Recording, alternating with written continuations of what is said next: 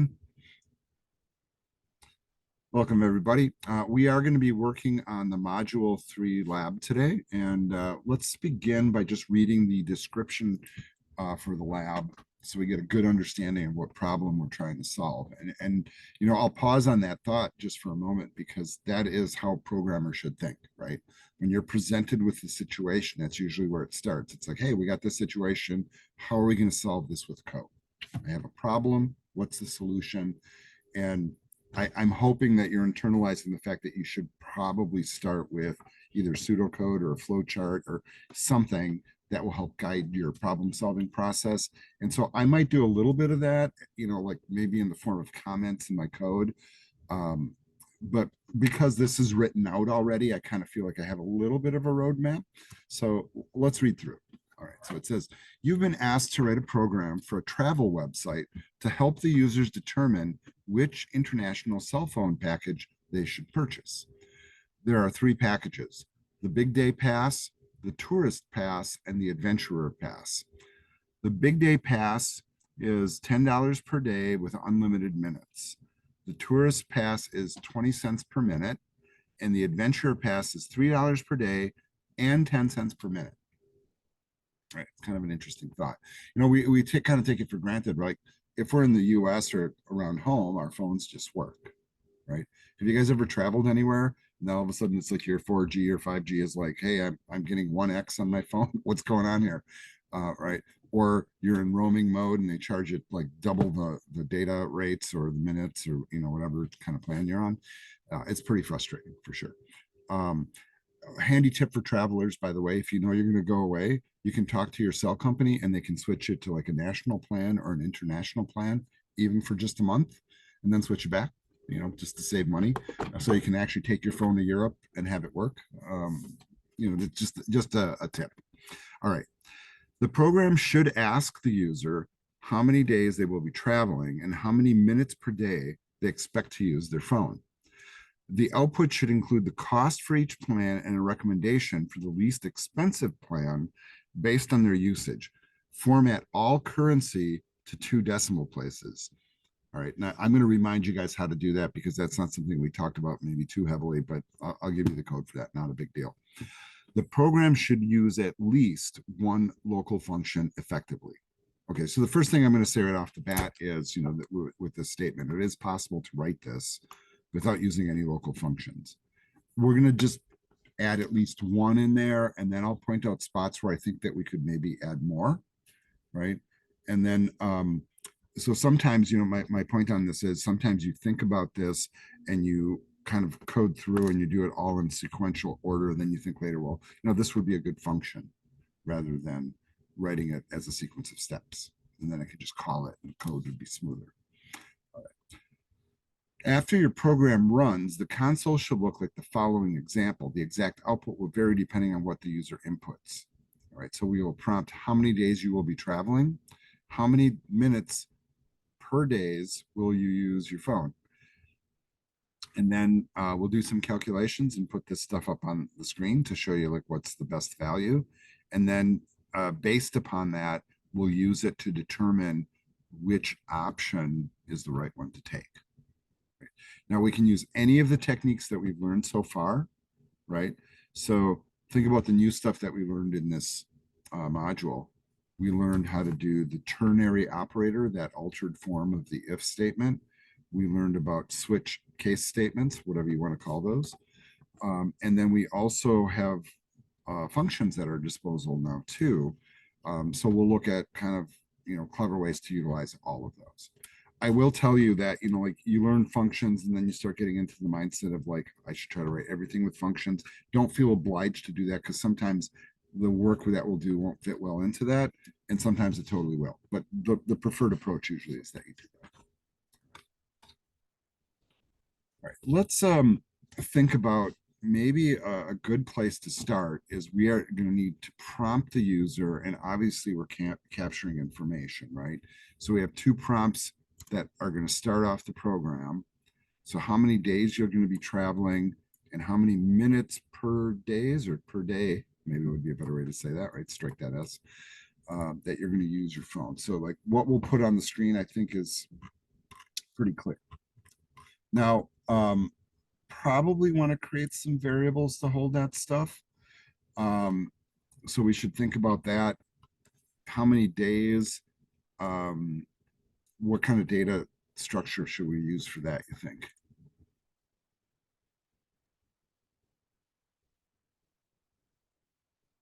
You could use uh integer unless you plan on using like a decimal, then you would use a double. But I think integer would make most sense Yeah, and to I me would at least. assume that you're doing this kind of a plan, and if they charge you by the day, right? I mean, if you use it for part of the day, they're going to charge you for the whole day. That's kind of my thought. So an integer makes sense, right? So do we feel the same way about minutes? Nobody's going to be like, I'm going to be using it 60.75 minutes. Probably not, right? It's probably going to be, I'm going to use it about an hour a day. I'm assuming this is for phone calls, right? Is that a fair guess? Texting? Well, it doesn't really say, right? It doesn't really matter to us, but if they're using it based on the minutes used, that's what we're kind of looking at. All right, so I'm hearing two integers, right? All right, I do have Visual Studio up and running here, kind of ready to roll. So if you guys haven't already, go ahead and create a new console app and get it up on the screen. You will see I'm not using the main method here, right? I'm just using the approach that we've been using, which is fine. Remember, in principle, we're still inside that main method. I am going to blow away all the stuff on the screen. We don't need that. But I am going to just put a little note here at the top. So we'll say module 3 lab.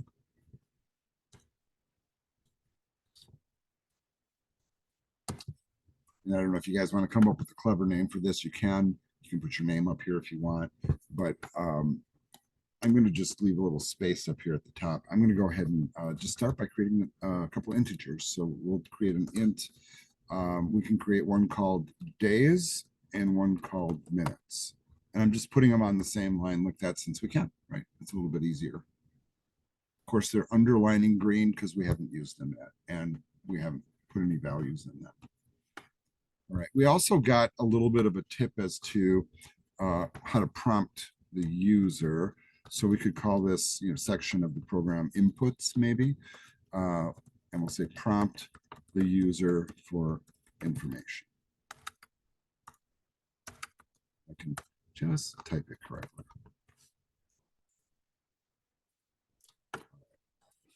And see, here you go. Now, I don't know if this is happening to you people that are starting to learn Python, but I'm doing this flip back.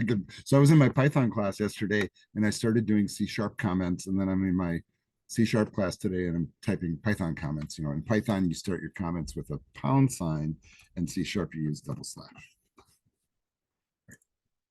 Waiting for you guys to call me on it, but it's okay. So let's start with a prompt, right? Well, you know what? Here's the beauty of this. Having the sample output, we know what the prompt should be exactly. So why not make it exactly that? I will fix the grammar in the other one though. All right, so let's do a console. And let's just do a write, right? Because we want to keep that cursor on the same line. I'll put in my double quotes here. I'm just going to paste in the statement. And we'll just add a semicolon here at the end. All right. We're asking about days, so let's store it in the integer variable called days. So we'll say days equals, and okay, so Visual Studio is auto-suggesting something, which is to convert whatever we're feeding in to an integer. You guys agree? Yes. Yeah. Absolutely. One way or the other, we're doing that. Now, do you agree with the rest of it? No, because we want to do a read line here, right? Not just hard code days in there. So right here, we should really say console dot read line and parens, and then of course the semicolon at the end to close it all up. Why do we do the conversion? And I want you to like solidify this in your brain, because what we type at the keyboard is a string, even if it's a number. So we must convert.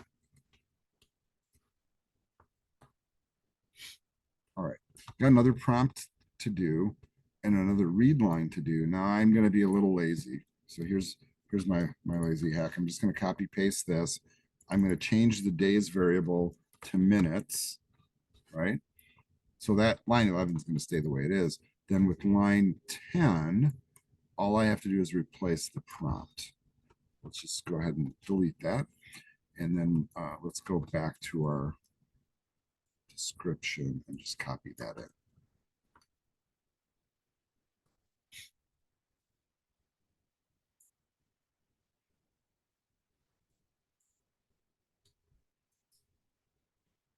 And then here I go fixing the grammar. Right. I can't help it. I went to a Catholic university, so they like hammered me so hard on grammar that I just can't let it slide. I can't even send a text message without fixing it usually. So like you guys care. All right, so there we go. So we got the inputs from the user. That was good. And okay, so what should really happen next? Okay, let's go back to the description and think about this. So we're going to ask the user, we did that part, how many days they'll be traveling, how many minutes per day they expect to use their phone. And then we're given this information. These are givens. So it says the big day pass is $10 per day and unlimited minutes. So now, even though this is kind of crude, it kind of tells us a little bit of a formula, right? So, I mean, I can tell pretty quickly if it's 10 per day, that's kind of like a multiplication, right? So maybe I should develop a variable to hold this type of pass, right? And my strong suggestion would be that if you're going to name the variable, why not name it what it actually is, right? Like maybe call it big day pass, but you could also name it pass one, pass two, pass three. You know, that would be absolutely fine.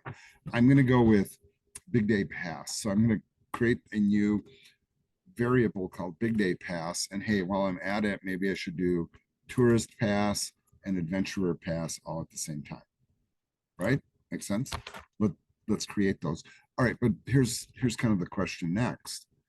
If I create variables to hold this stuff and there's a calculation that's happening, what data type should I use for these variables? What would be the logical choice?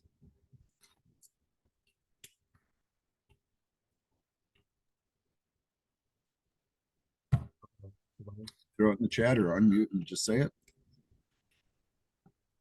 Float. Somebody said it and it was kind of cut off on my end. Float. Okay, so Victor votes for float. Okay, well, it would be a floating point number, but is a float too large of a data structure? I think so. Maybe just a double is okay. It uses a little bit less memory space, but you could use a float. Float's got a lot more precision in it, but we're dealing with only 2 decimal places for dollar values. Double is the most typical thing to use. So let's go create those. And what I'd appreciate also is somebody can remind me what the names of the passes are. So we have double, and we will create the, I think it was big day pass, right? And let's start with the lowercase b, big day pass. We're also going to create the tourist pass. And the third one was called adventurer. And how about we like trim that one down a little bit? How about we just call it adventure path? How about ADV? And you know what? Let's be verbose. It's kind of the old school person in me that doesn't want to acknowledge the fact that we should be more verbose with our, our variable naming, but it's really a smarter move, right? Because I'm not guessing now which pass I'm dealing with. Like if you just did like pass one, pass two, pass three, that's a lot more generic, right? And when you're looking at your code, in order to figure out what you're working with, and you have to look around and find the information, it's more logical, I think, to do it this way. Now, we've grabbed these 2 values, right? And we're going to be setting 3 values based upon that so we can compare them. So this is the portion where we do some math. So we're gonna do a little processing here. Um, Trying to follow that input processing output format, right?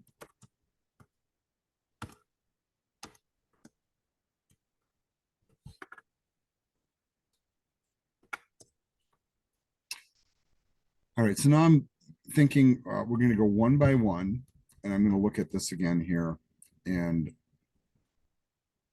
so the first one's going to be 10 times days, right? Does that sound right?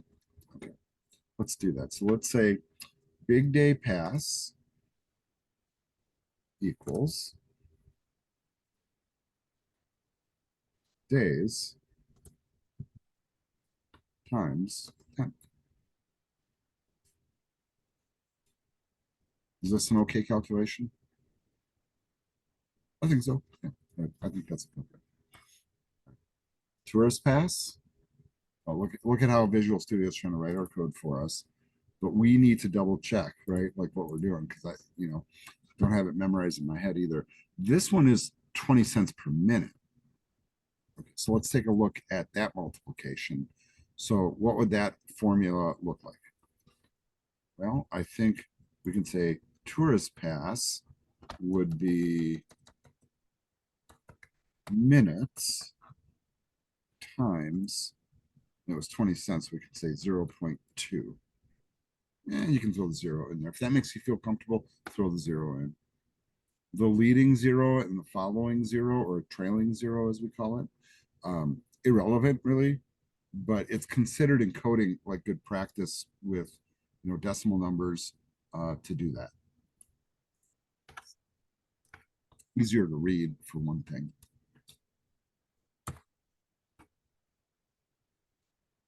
Right? Now, the adventurer, how does that one work? Well, that one I have to read again. I just don't recall it. So it says $3 per day and 10 cents per minute. Okay. So I can say days times 3, right? And then it's also 10 cents a minute. So we are going to add to it minutes times 0.10. Will this give me the right value? Okay, this should scream at you. No, no, no, no. What's the problem with it? Parentheses. Yeah, parentheses would probably be a good idea here. But I would challenge you to think about this for a second before you say, yeah, parentheses are a must. I'm going to challenge you. Are they? I don't think so, because this is the order of operation, multiplication first. Right. John's correct.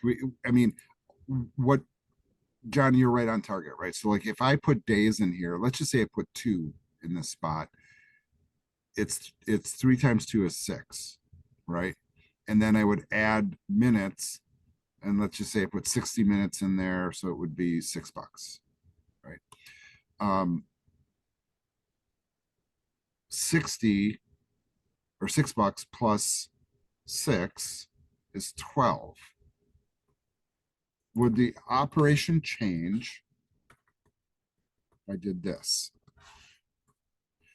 No, it wouldn't, because the multiplication is still going to happen first. The kind of the fear of like maybe these two middle things will add together first, right? Might be a problem. And here's what I just tell people. If you're not sure about the order of operations, play it safe and put the parentheses in. It's just as simple as that. No harm done. Are they needed? No, not at all. And I'm going to just put a little note here. Don't need parens on this. PIM does. PIM does. Please excuse my dear Aunt Sally, right? What does that stand for? Parentheses, exponents, multiply, divide, add, subtract, in that order.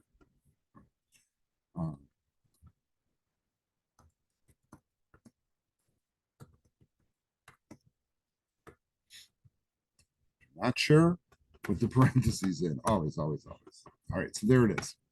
Now, let me pose a really quick question. We also have this challenge. And the challenge is we want to write at least one local function to do some of the work. Could I do this with a local function? Sure. To me, I see three repeating things. It's the same math with inputs. So you've got three types of pass and you got three math calculations. Can we shorten it? Well, the question really becomes, John, if I'm not looking to shorten it, but I'm looking like, could I create this as a local function? Yeah, Okay. we could. So like if you imagine the scenario that this is a program that might continuously run in like a web browser or on a mobile phone or something, somebody might come in and put in one set of values, get like the answer. The next person comes up, puts in the next set of values and gets an answer, for example. So it makes sense to maybe put this into a function. This isn't really the best case scenario for it, but you know what? Let's think about just doing it just for the sake of it. First of all, what should we call this function? What should it do? What should be the name of it? How about calc pass, maybe? Calculate pass? Does that sound pretty good? Got a better name, let me know. Sometimes I draw blanks. And we'll put in parens and we'll do some curly brackets. And then we'll take all this code and stick it inside. And yes, I am very well aware of that. I didn't put a return value or anything in front of it, which I'm about to do. If you guys remember, when we do the func thing, that what should come before it is, are we returning a value or are we not? If we're returning a value, then we use a return statement. But how many values can we return? One. All right. So if I set these variables inside the function, will they still work? Yeah, they will, right? They should work because they're declared outside the function or globally. So the local function can access the global variables. So what do we need to return? Nothing. So we will say void calc pass. Now, this code will not execute though, right? So what I would suggest that we do then is here in the processing section, as we call it. So we're just going to say calc pass. Just like this. It's not returning a value, so we don't have to store it. It's just doing the math in the background and putting it in the variables we created. Now, we could test that, but here's the other thing I'm going to do. I'm going to put a little area here in my program and just call it local functions. And I'll say below, something like that. And if I do create any others, I'll just put them all at the bottom of the program and then call them from this spot, up above. Make sense? Yep. Hopefully, hopefully it makes sense. But I think that what's kind of nice about this approach, right? Like once again, a function kind of becomes a black box. After we figured out the right way to calculate the values, we don't really kind of care how that happens.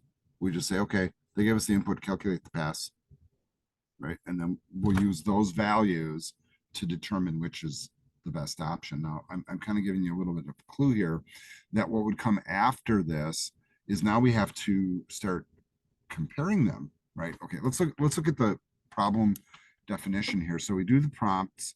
The first thing that comes up on the screen is, hey, what those passes actually are.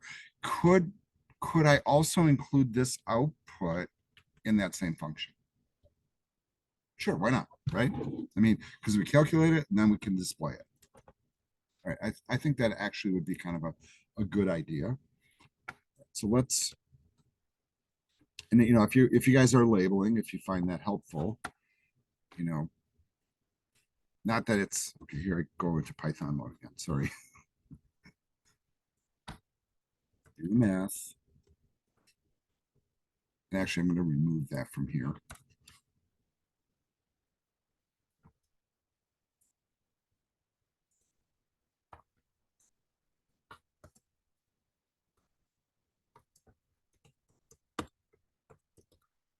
So now we're going to display the initial calculations, and we'll start with, just simple console write lines. Let's do that. So console dot write line, and then we need a statement. And I'm going to use string interpolation, right? So that's where I directly insert the variables into the string.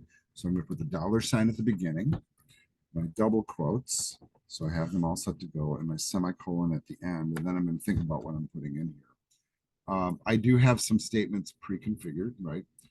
Because they match exactly what's on the screen, right, in the program. So in other words, you could copy the string from here. The big day pass would cost you whatever, and you might not use that exact syntax, but hey, whatever. As long as it's close to that, it should be fine.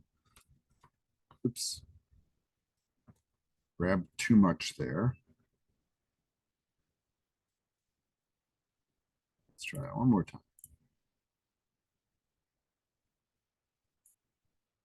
I obviously grabbed way too much from this other screen.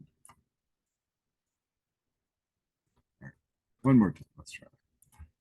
The big day pass would cost you, and now we go to curly brackets inside here for the string interpolation, and then we will put the big day pass. So big day pass. And then to format it for currency, you guys remember the code for this? :C. Right. And that puts a $ in front of it, commas if it gets up to the thousands, a decimal point for the cents, and displays it like money.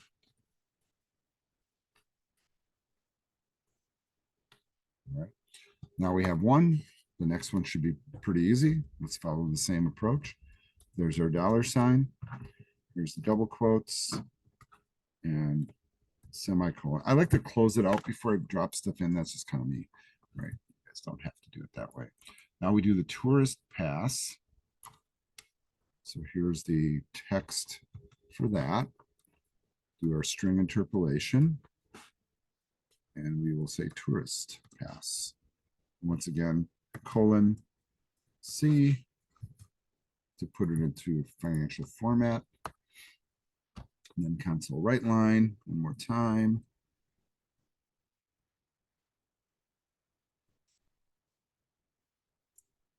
Message in there.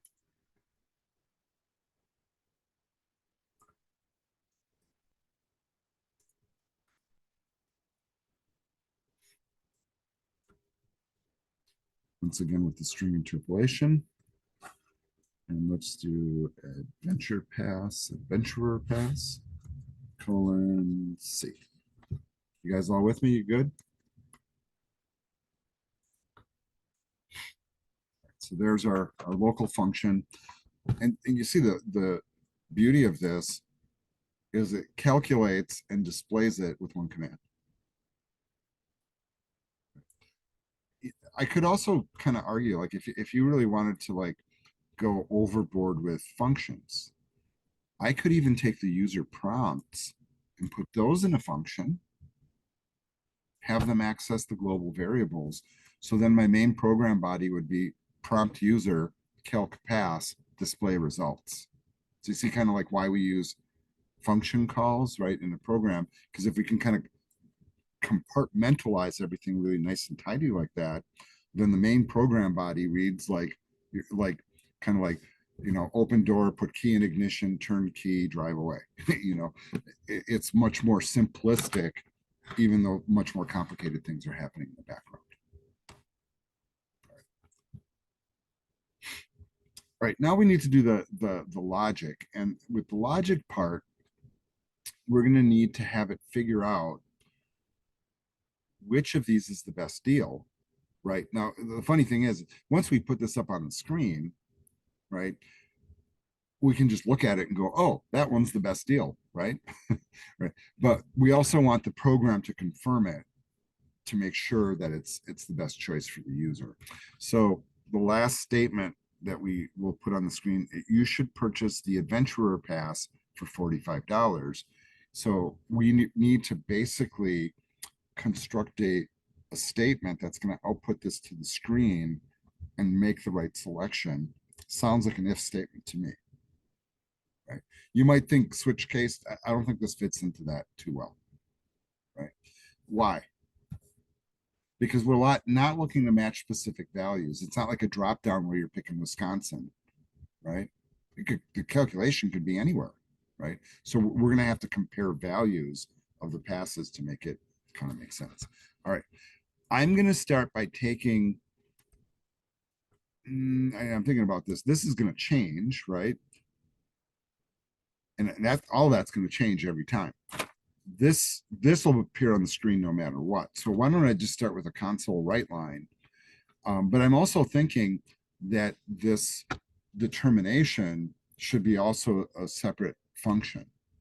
All right, so here's what I'm going to do. I'm going to create the name for the function first. This is kind of backwards, right? Normally you create the function, then call it, but I'm going to do it in the other direction, right? So what are we ultimately doing here?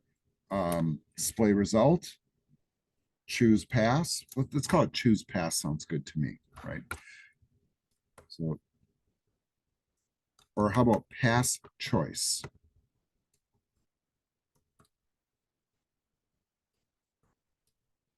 Semicolon.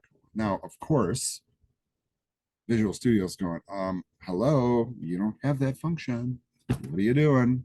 Right? And it underlines it red because it's not going to operate. Right? It says the name pass choice does not exist in the current context, meaning in the scope of this code, there's nothing here called pass choice. Let's take a look at the potential fixes on this. And it says,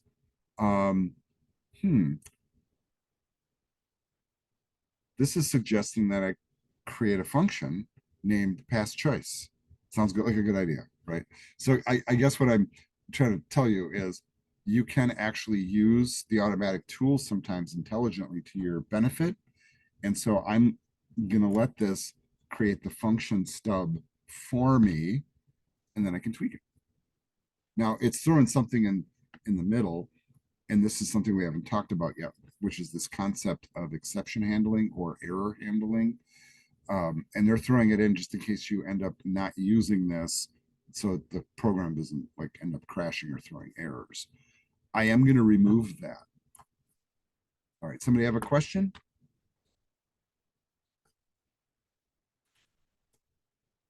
Nope. Okay. All right, so now that I have that named and created, I'm going to grab it, cut it, and move it down here where I'm declaring all my functions. So we're going to do the work down here, but I'm calling it from up here. And I think ultimately what I'm going to do is I'm going to convert the inputs to a function as well. And then kind of show you this concept of like modularizing the whole darn thing. All right. So let's write the code here. I think I've already determined that my first statement should be a console, not write line, but write, because I'm going to add to the string as I go. But I am going to say, you should purchase the blank, and I'm going to just leave it right there because I'm not sure yet. Right. I'm going to complete that output by running an if statement first. All right. So here comes my if. If, and my parens. All right. So now what am I calculating? What am I really comparing? I'm trying to figure out which one of these is the most affordable, basically, right? A few different ways we can do this. I wish I could just like point you guys to like an external function that just does it automatically, because they do exist, by the way, where I can just drop them, drop the values into a function call, choose the smallest one and output it to the screen, right? That there's functions built in that do that. But this is practice with if statements. So that's why we're coding through. So what I'm going to say, if the big day pass is less than the tourist pass and 2 ampersands, the big day pass is less than the adventurer pass. Oops, back over there. then we will do what will be our statement here. Well, we are going to output a statement, and it's going to say something to the effect of you should purchase the, in this case, we're saying Big Day is the smallest, right? So the right line really should be, and see how they're, you know what, I'm gonna leave the curlies in there, right? Because I'm trying to like push on you guys that that's how you should do that. And we should say, let's use string interpolation here because I do want to drop in information. But I'm gonna start with the text, and we'll say you should purchase the Big Day Pass for, then they want us to include the amount, right? So here comes the string interpolation. What we're putting inside here is Big Day Pass, and then once again with the currency format. That's good. Notice this is not the format that Microsoft likes for its curly brackets. So I'm going to be, you know, Microsofty, not sure if that's a word, and do it in the format that they like. And yes, I totally screwed up here. The semicolon should be there, not there. And then it should come back to the margin. That's the Microsoft preferred format. That's the first scenario, but now we need to do an else if. So let's do an else if. And now we'll test the other scenario. The next logical scenario to check to see is the tourist pass less than the Big Day Pass? And is the tourist pass less than the adventurer pass? Once again, we'll do a right line. We will string interpolate. There's our double quotes. And this time we will say tourist pass for, and we'll put in the amount here. So let's feed in the variable and format it for currency. Don't forget the semicolon at the end. All right. Now, do I need to test any more logic? I've already ruled out the first two. So if it clears both of these if statements, then, you know, what's the last one? Adventurer pass is the one we have to choose, right? So the last one's just going to be an else. We're just going to say else. Here's the curlies. And then we'll just, you know, I suppose we can just copy that whole statement there. And we'll say adventurer pass. Just fix the variable name here. I think that's all done.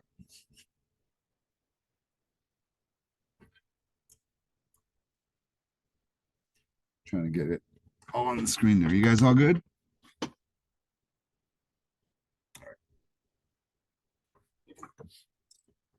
All right, so I've taken and broken down the program now. I want you guys to take a look at how this is going to operate, right?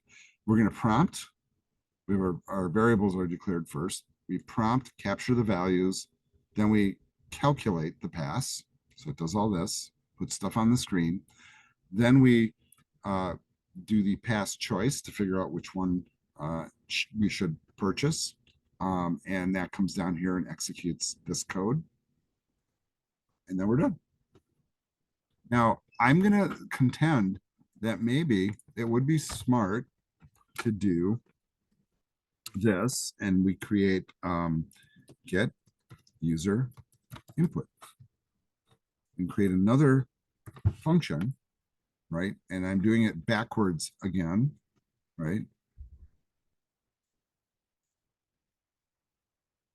And I'm going to grab it from where it created it because I certainly don't want it there.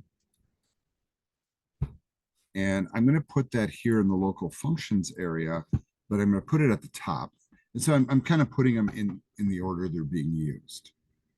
None of them are returning values right now that we're using in the program. They're just setting global variables, so there's no return, right?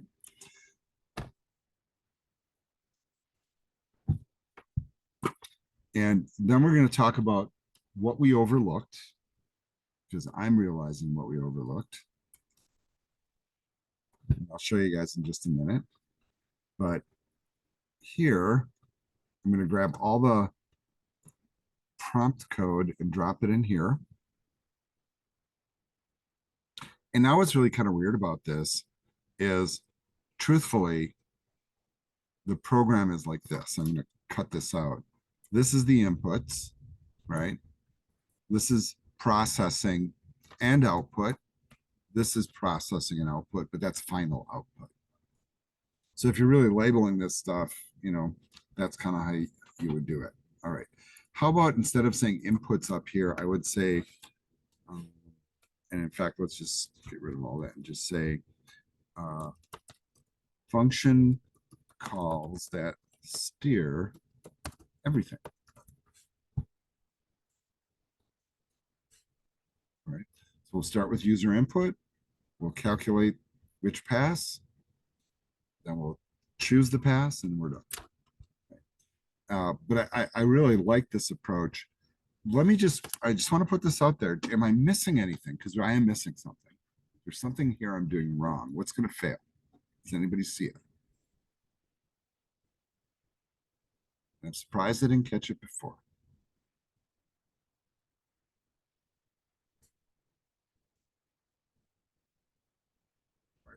Okay, so what I'm kind of putting out there, and you guys like might think about it, might not think about it, is, you know, it popped in my head for a brief moment. I'm like, well, you know what? If I'm going to calculate pass, shouldn't I send in the value for days and the value for minutes?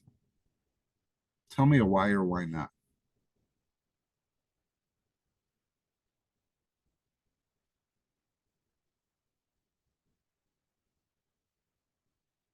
Because See, then you don't well, need to do the conversion in the calc pass function. okay. Well, you're saying that we don't need to do the conversion in the calc pass function. And I'm having a little problem with my audio here, so I'm gonna change my buffer settings on my control panel. I apologize for the fumbling here. Well, like right now, obviously you need to convert like days to minutes or minutes to hours or days or whatever. But if you had them all as one unit just automatically, then you wouldn't have to do that in the calc pass function. Okay. So you're saying if I did that in advance, I wouldn't have to even bother? Yeah, yeah. And Carly, you used that approach last time, and it was a clever approach. It's like when we did like the cups and stuff, she just did the math immediately upon receiving the information. And you know what, Carly? It shows me that you probably have coded before, because programmers find those shortcuts, right? We're not rushing to get there. I don't need to pass anything in here, and here's why. Because when I grab these, I'm grabbing values that are global. So it's completely accessible from here, because we're inside the code block that holds those variables. I don't need to pass them in. When we do the assignment, though, it's probably going to be a little bit better to pass stuff in. Just putting it out there. Here's practice of just building functions that don't necessarily need values passed back and forth. All right, now I'm going to be brave, and we have to get to the point where we run this. And if we succeed, then we will take a break, right? Otherwise, we'll keep working. Can I ask a quick question? Yes, John. What would happen if all three are equal? If you get, it's a mathematical possibility. So really, you're only outputting one line. Well, you know, that's a good point. Should I maybe, that's a thought too. One of the other things that I was thinking of is, should we be checking less than or equal to? Yeah, you could have two ties, couldn't you? You potentially you could. I think it's mathematically possible. So maybe can you guys bear with me here just a moment? All right, but John, I like the way you're thinking about this, right? So you're thinking about a scenario. So I could solve it a couple of different ways. One way is I could just simply add an equal sign here and just let it go with the one that we're suggesting. Or I could write another scenario. And what are we checking? If two are the same, or if all three are the same? See, now we're into a different, right? So we could actually write a whole bunch of scenarios, right? So we could actually, if you're clever about this, think about this, John. One way you could answer that is if two of these are equivalent.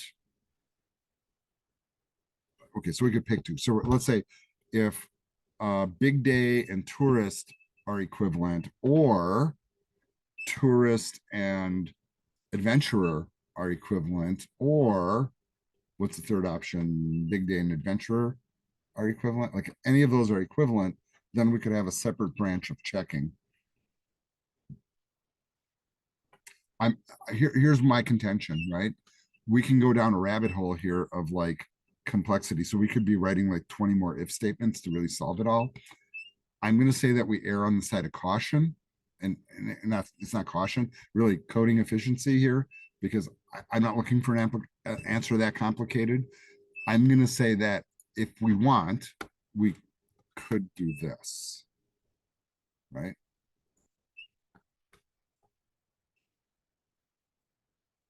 Now, somebody intelligent would look at, you know, the output and go, well, two of these have the same cost.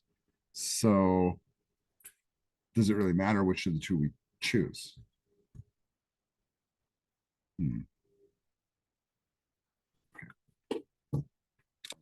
I'll tell you what, let's try it like this and then see if we can kind of break the code and make it fall into that scenario. How about that, John?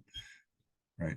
If you really want to be exhaustive with the possibilities, normally what I would do is I would write another if statement here, but not with ands, with ors. And if there's any of them that are equivalent, then I would go into a separate branch based upon what's equivalent, and then break it down from there. And then maybe have a combo statement, right?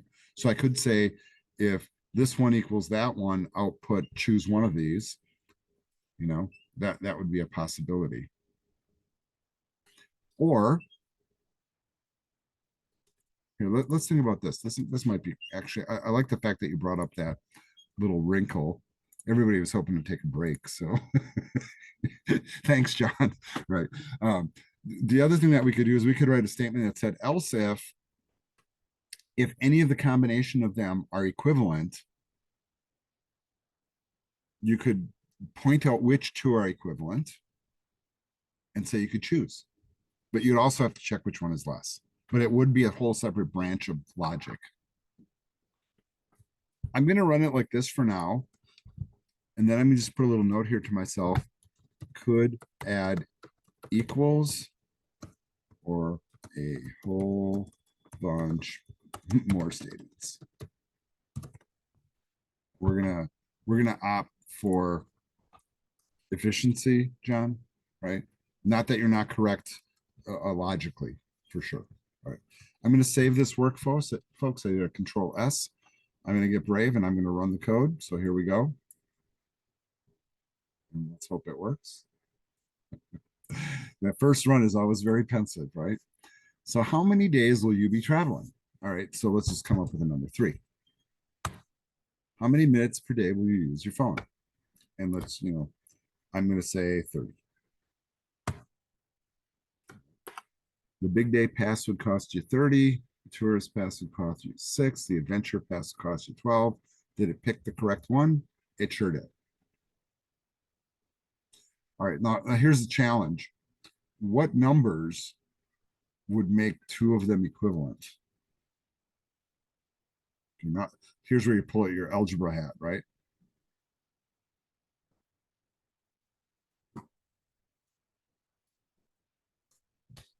Yeah, I don't want to do the algebra personally, but you could, that's the beauty of doing it with software, right? You could actually have it calculate out. But if you set up the right formulas in the spreadsheet, you can figure it out. Or you can just do a whole bunch of trial and error. How many days will you be traveling? How about 10? How many minutes per day? 60. Like, at what point do things start to become equivalent? Seems like the 20 cent a minute option is the best thing, right? So far. So what would change that value is if we plan to use the phone a lot every day, that's really what would change it. All right, so let's try that again. So if we did 3 days and I plan to use my phone for 120 minutes, now you see that number come up, right? Let's try it again. Let's go with 3 days again. And what I did 120, let's how about like 150? All right, there we go. I forced it to match. Which one did it choose? Well, two of them were the same, but it still chose the cheaper one. So it worked, right? The question is, will we ever get the scenario where all of them are the same? Is that really the scenario we're checking for? Yeah, and Carly, you're shaking your head no. And my suspicion is I don't think the math would ever allow for it. Right.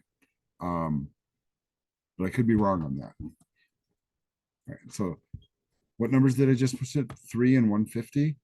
So what if I do 3 and 200?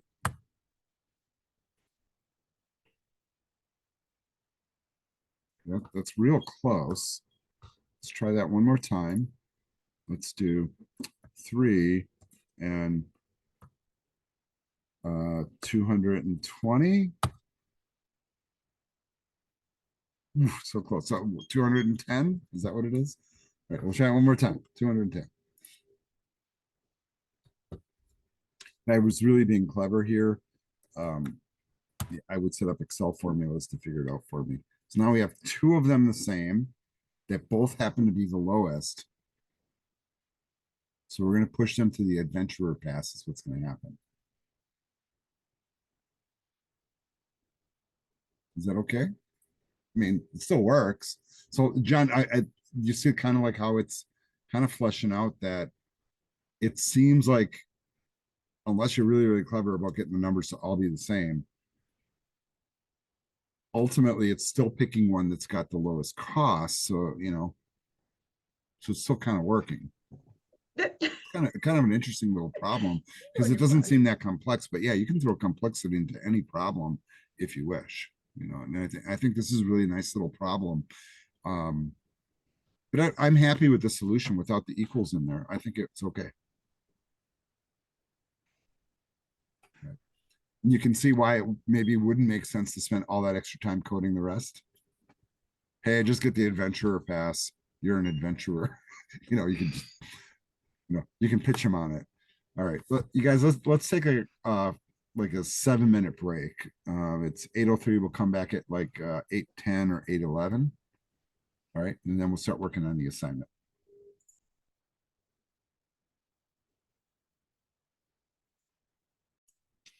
All right, folks, the next thing that we are going to work on is our Module 3 assignment. And I've currently moved everybody into breakout rooms here in Zoom so that we're all isolated. And what we're going to do next is kind of just do a read through. So I'm letting them, the students do this on their own.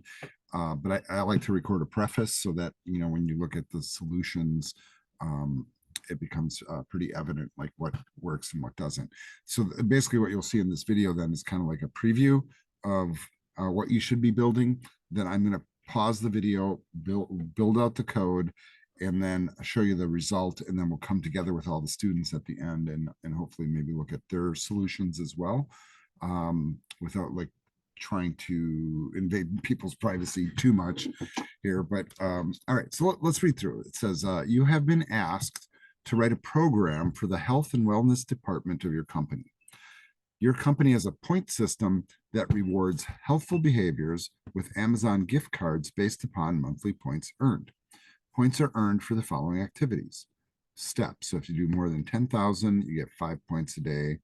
Then if you do yoga, certain number of classes per month, or if you get over 12, you get more. Same with aerobics, same with nutrition. Right? They all have like thresholds. And This table, by the way, is going to be really useful as you do your solution on this, because it kind of sets up kind of a visual guide for the information, so you can make sure you're not missing any scenarios when you're writing your code. And the thought here, by the way, is there's going to be selections that are being made, right? So think of all the different things that we learned in this unit, aside from functions. So you will have to put functions in this as well, but you are going to have to write a number of different selection statements to make the choices. All right, let me keep reading through this actually. So it says right here, it says one card is rewarded for every 50 points each month. Points reset at the beginning of each month. The program asks the user to enter for the current month the number of days 10,000 steps are exceeded, the number of yoga classes attended, number of aerobics classes, and weekly nutrition meetings attended. So those to me sound like prompts, right? Absolutely. The output should be monthly points and how many Amazon gift cards were earned. Right, here's the requirements for the program, by the way. It should include 4 local functions. So they're telling us what to build, right? So, and I think that's kind of nice. One to accept the number of days with at least 10,000 steps. Another one to accept the yoga classes. Another one for aerobics, and another one for nutrition, right? And we notice like some of those have like 1 entry here, and some of those have 2 entries, which means the selection logic will be a little bit more complicated for that. All right. So I'm gonna just pause here for a moment in the video, and what I'm gonna do is I'm gonna set up a couple of basic questions and thoughts here to get the code started, and show you how I would proceed, at least with the initial build of it, because I am, seeing, like, for example, here, right, that we need these prompts, and what am I going to put those prompts into a function? Is that going to be a standalone thing at the beginning?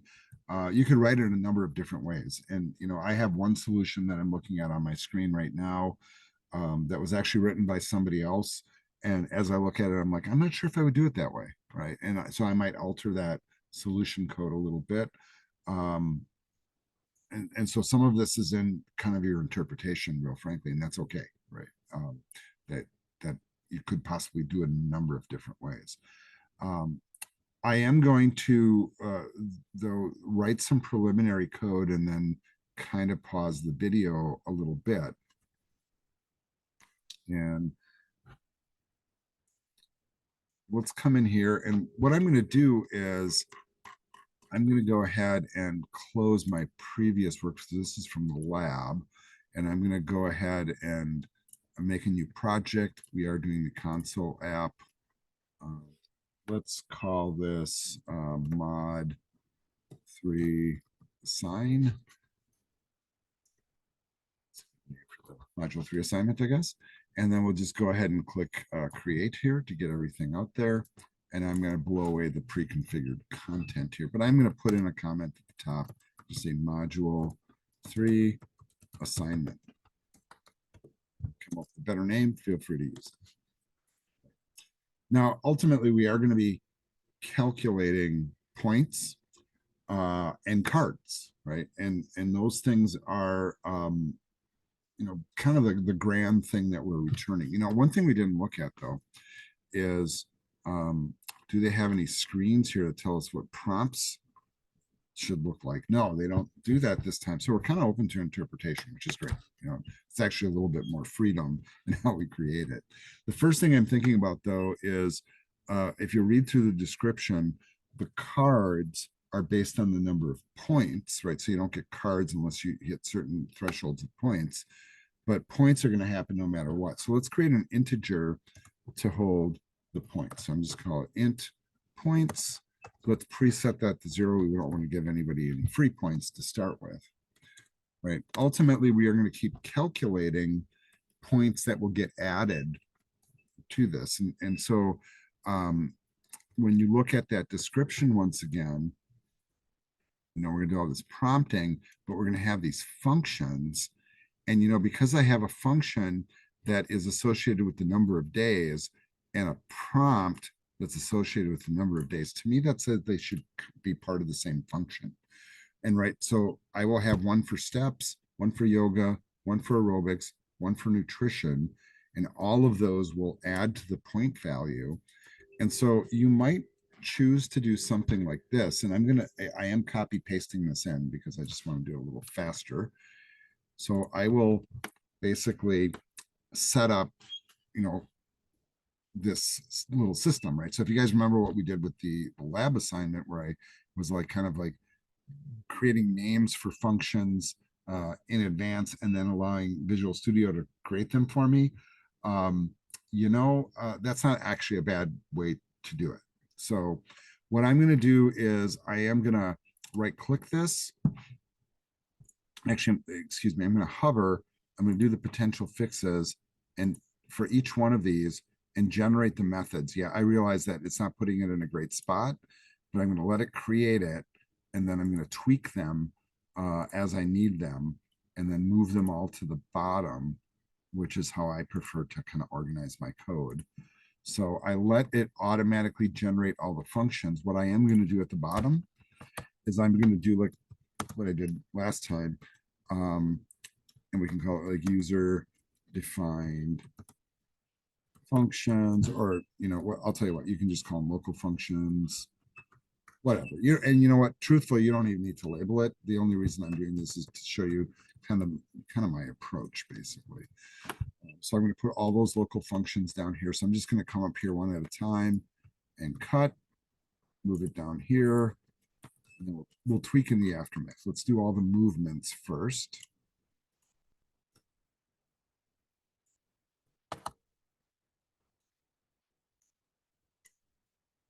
I think it's fascinating how it intelligently picks up the fact that it needs to return an integer, right? Because we're feeding, the results into an integer as well. One more to move. You can do drag on these too, but I don't find it very useful in this situation. All right, so then I'm going to blow away all the empty lines. Probably a little more efficiently here, just so the code is nice and tidy. I got to do one more thing before I kind of do a pause on this, and that is I'm going to realize that with the point calculations, right? So like we're going to have to like run these, and what these are basically going to do, and I could put a little note in here. Basically, it's going to prompt the user for the info. It's going to do the calculations and basically assign the correct number of points to return. So it's going to grab input, return the correct amount of points. That's what each one is going to do. So, if you want, you could label that. So I'm just going to do it for the sake of the video. Each of these will prompt the user for the info and return the correct number of points. Now, if you read the problem description too, there is this little caveat in there. One card is rewarded for every 50 points each month. Points reset at the beginning of the month. Okay, so that sounds like a calculation, but here's the kind of interesting thing is we don't have any of these points yet until all 4 of these things happen. So we wouldn't determine the number of cards until here, basically. And so what I'm going to do is I'm going to write or create another variable here. So I'm going to say int cards equals points divide by 50, right? So you get 1 card for each 50 points, right? So there it is. You might say like, well, Ty, I thought you should define all your variables up at the top. Yeah, sometimes you do. Sometimes you don't, right? And I could have just assigned this up at the top and then did the calculation later. So in other words, I could have done it like this, right? So I could have just done int cards, put it up here, also set that to 0, right? So it starts fresh. And then here I could just say cards equals points, you know, so that's fine too. That's a good way to do it as well. So, all right, now ultimately we need to display the output should be the monthly points and how many Amazon gift cards were earned. And you know what? I kind of see that as a function too. So I might just have a function here that just puts this stuff on the screen. And I might call that something like display results. So I'm going to just like create a function stub here, like so. And then I will use Visual Studio's potential fixes tool to just generate the function for us. And then I'll throw that down here.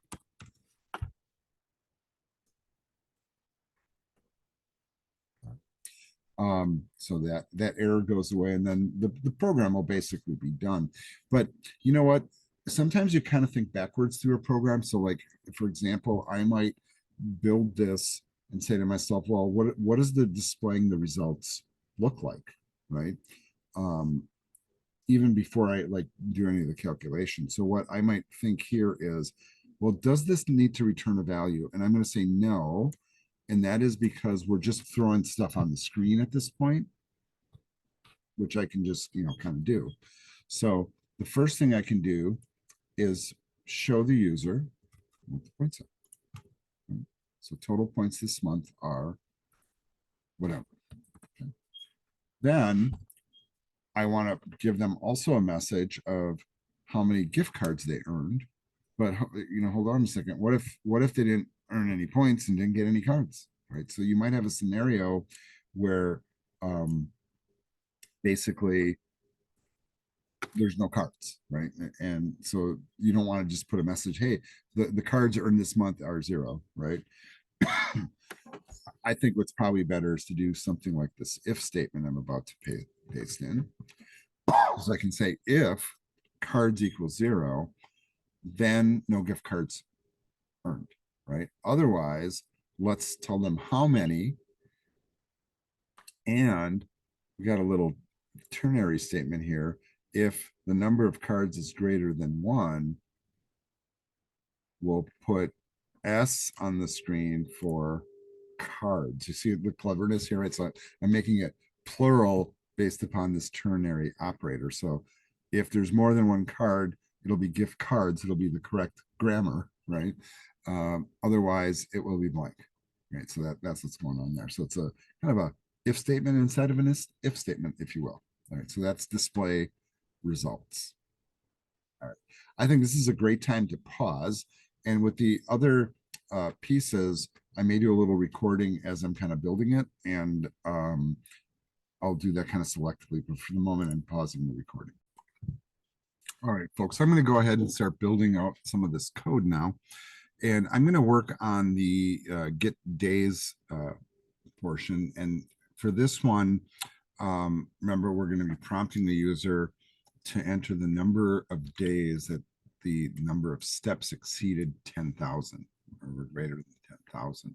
So that's just a simple output to the screen, simple prompt. So I'm going to replace this exception handler here like so. So enter the number of days that 10,000 steps were exceeded. Right, so they will get the prompt.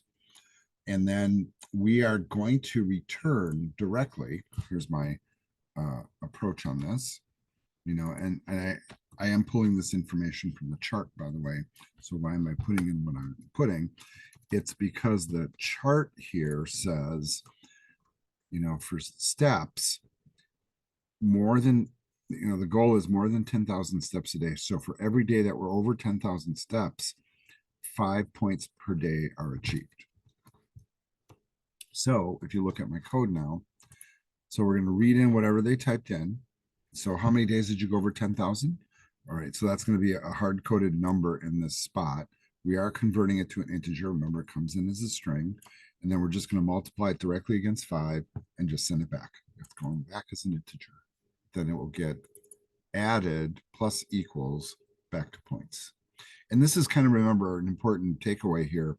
If you are, you know, taking a function here that is returning a value, the thing that you're feeding back to it has to be of the same data type, for example. All right, so that's the first example, and very simple, really. It doesn't really take much time to kind of concoct that one. Now, that one's really simple because it's only got one entry in the table, right?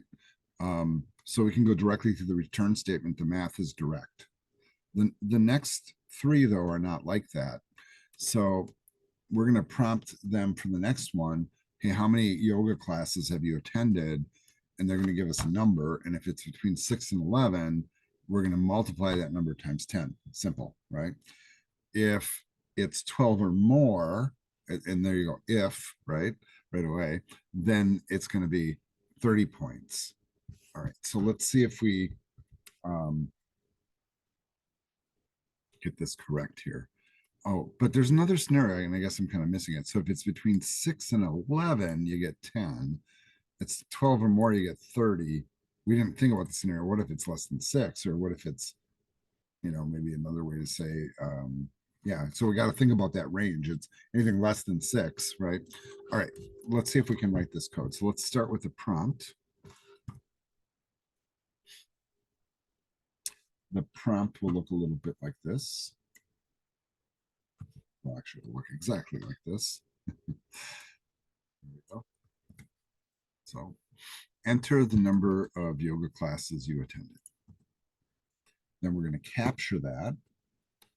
And this time, instead of we're not going right to a return statement, we have to do some selection logic here. So I'm going to create a localized variable here called classes.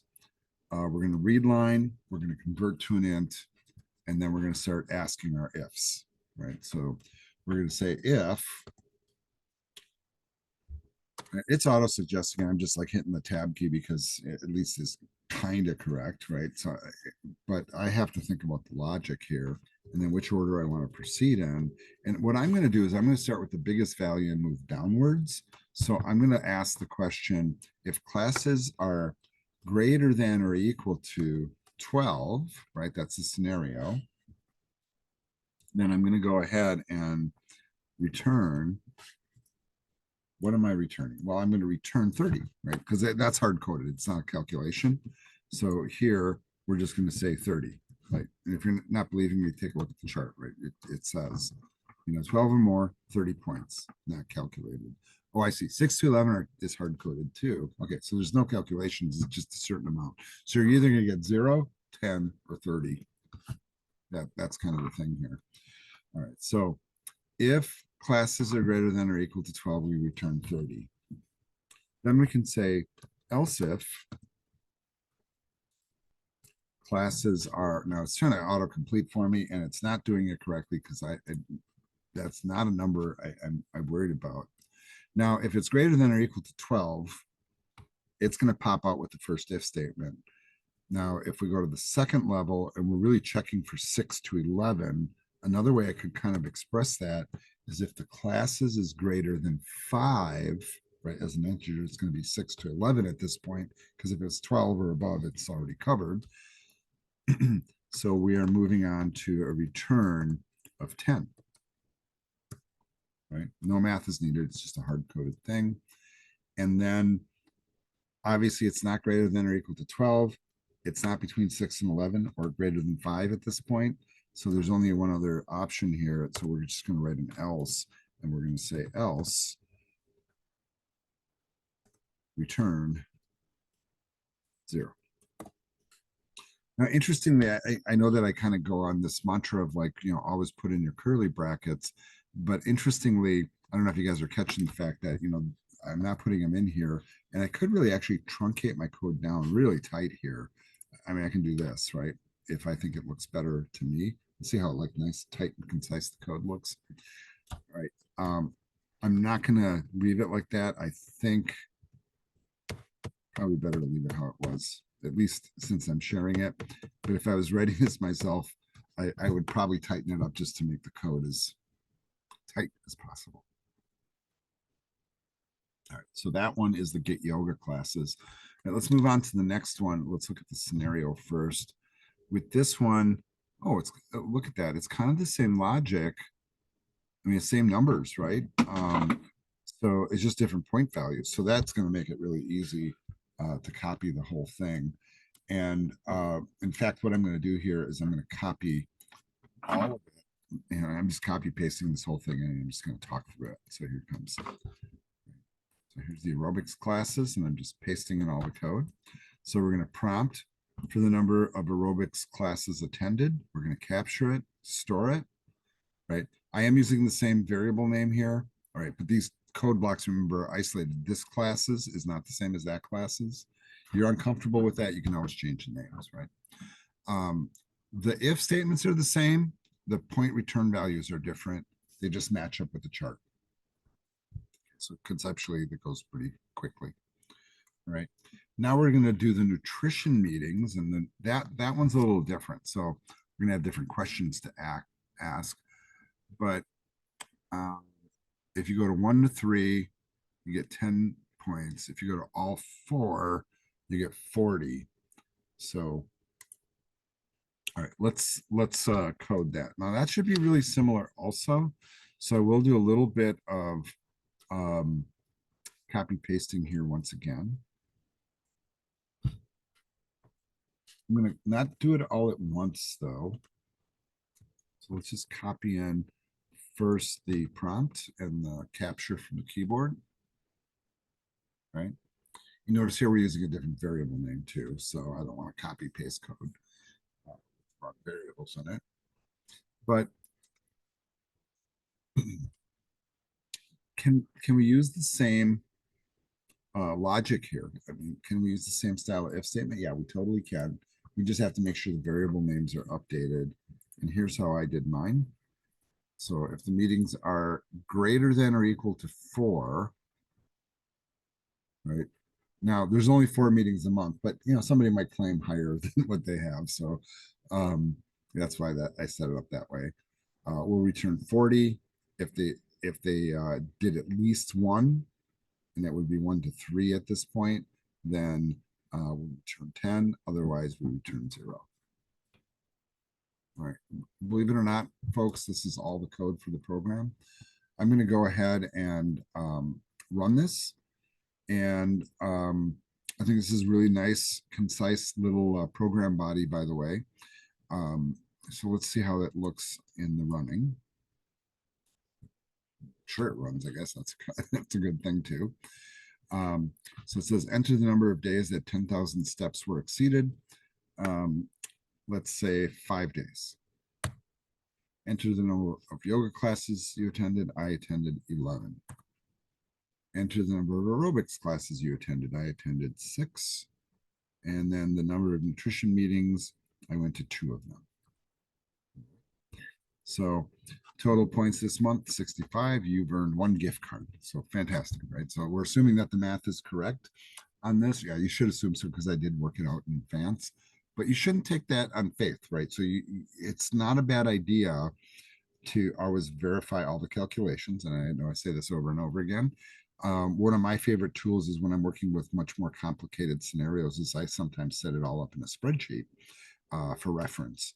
And I put in different scenarios to see how they work in the spreadsheet first, and then maybe convert those formulas into programming code. It just kind of depends, right?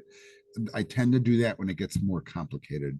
This one I think was pretty easy to kind of just do straight away. All right, so that's the solution for the module 3 assignment, and I'll just kind of scroll through all the code here really quickly. So here's module 3. Here are the local functions. For those of you screen capturing or whatever, or rewinding and pausing. And there's the display thing at the end. That's all of it, folks. All right, I'm gonna pause the video here.